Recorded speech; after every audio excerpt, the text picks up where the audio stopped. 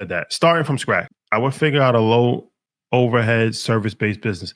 I'm just speaking from personal experience. I can only give you my personal experience. So like when I was in the financial services industry selling insurance, there's a lot of different stuff that you could do like this, like car insurance, life insurance, different type of, service-based industry, because I feel like there's always an opportunity to make money on commissions. And if I was dead broke, I would call my friends. Now, this is important. I wouldn't call my friends to ask them for money. I would call my friends to tell them what I'm doing.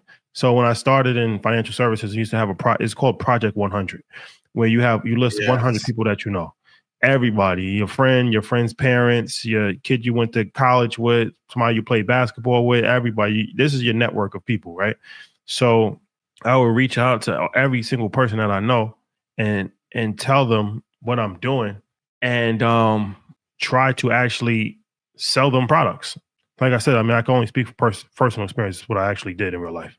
Yeah. And then from there, I would hone in on my referrals and get referred to those people that they know, all while reinvesting the profits, living in as low cost environment as possible. If living with your parents is an option, then that's a good option. If whatever, renting a room, whatever you gotta do, not spending money on overhead, reinvesting the money. Yep. Social media would come, but I would focus on social media afterwards. But I feel that the business aspect is the most important aspect first, because you have to generate money to actually get into the groove of actually being able to invest. And a lot of people are like, well, what kind of business should I start? Like I said, there's always room for a service-based business. There's always going to be somebody that's going to have to sell you car insurance. There's always going to be somebody that's going to have to sell life insurance. There's always going to be somebody that's, in that type of vein, health insurance, whatever it is. There's always money. There's always money to be made in a very short period of time. You don't have to go to college for these type of situations. And that's what I would do. So, but what would you do? Same as you. I can only talk from personal experience. First, you have to build a business, because the highest returns that you're going to get that are going to outpace the market for sure is by starting your own business. After that, you got to pick a number, 50%, 60%, put it into long term. So that takes care of your future number. So important caveat is that too. And I know people hate when I say this, you have to stay your ass inside doors. Costs a lot of money to be outside, and people don't want to do it. And I get it, because you are thinking about now. But I look back at all those seasons that I missed of going to games. Oh, I get to have a ball and do what the hell I want to now. And then third, you got to hit that futures market. You got to pick a target that if your life is on the line, this is the target that I'm going to use to be able to hit. And Red Panda, you know what that target is. But the 3 for me is start a business. 2, puts 50 or 60% of the money into stocks long term. 3rd, trade futures. And if I can add a 4th, find a way to help other people first and get them a result so they can then come back and then pay me. The reason why I started with the Yes and Chad and started on social media back in 2016, 2017, just giving away for free. If I help you make money first, I'll be able to call that favor back upon you later. So I wouldn't do anything different. But it's really important too, the other part of this question is to never get back to the point where you're starting from scratch. Timing is important in some of this. Like Intel never thought they would lose that lead. And because they didn't keep reinvesting into the business and keep innovating, you have 5 other players that are light years ahead of you. Just because you are able to do it one time does not mean that you are able to do it again. Sometimes timing, luck, and market fit is really important. When we first started doing the show, nobody black was talking about investing. Now it's soiree. Cool. That's why what Mav is doing is so smart. Mav just won't tell you a thing. Run the Billy up. Then I'll tell you about it once I'm at 8 billion in the book come out. That's my new move for 25 through 35. The next couple plays y'all see publicly, decoys. Cool. Never tell you the real play. Y'all gonna see me snowboarding. Cool. Keyshawn White on the hills. Cool. Y'all never tell you the real plays. Sorry, you fucked it up. Sorry, Granny. Damn. We gotta talk about the snowboarding play too. Your comments was going crazy. They wasn't happy about that. It's not that they wasn't happy. A little surprised. They're a little surprised with you. A little surprised. I'll go with the a little surprised at me. Yeah. You as well.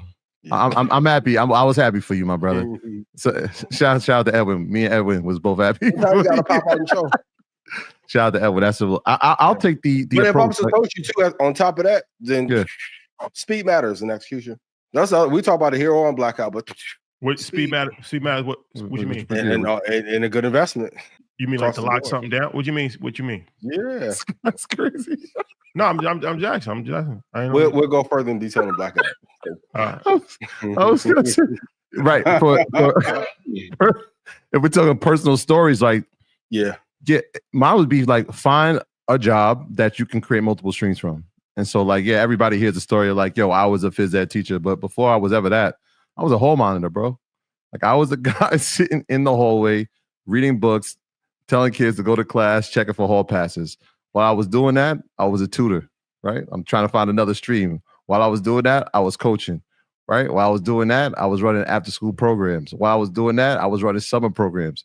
And so I had like different streams of income. So like not only was I getting paid for doing like, it wasn't even much, but to be working in a school because I just wanted to have experience working in schools. I created multiple streams from just that, which allowed me to put some money into investing. And obviously, as my career changed and I became a teacher, then obviously, I still had those streams, but it was like, all right, now there's more money to invest. Then creating a business because I had enough to say, all right, well, I have this career. I can go venture off in the world of entrepreneurism. That helped as well. But like, figure out how you're going to create multiple streams from where you're at, right? For sure. And it could be, like I said, hall monitor, no joke, and no disrespect to anybody that's a hall monitor. I was that. You can create multiple streams. Okay. It's cold in the hallway, bro. Heat in the hallway. And an Aspen, frigid. Aspen, Colorado. Hit the like button and share. Shout out to her for playing that. Ski. Sometimes you gotta pop out and show. For sure. And got a concussion snowboard. I was like, oh my god. Did you? You went with the snowboard? Oh, you did say snowboard. You're not really a skier. Yeah. That's tough. Shout out to Kendrick Lamar. That was another thing. There's a lot of backlash on that last Blackout episode. People were very unhappy. For sure. Kendrick Lamar take. But shout out to Kendrick. And I want to say this too. I'm going to cut you off. Stop with all that OVO thing because I'm too rich in real life to be bought by anybody. So we're going to talk in real life. Next to Drake, when we go net worth, if I'm going to be, can't be bought by nobody.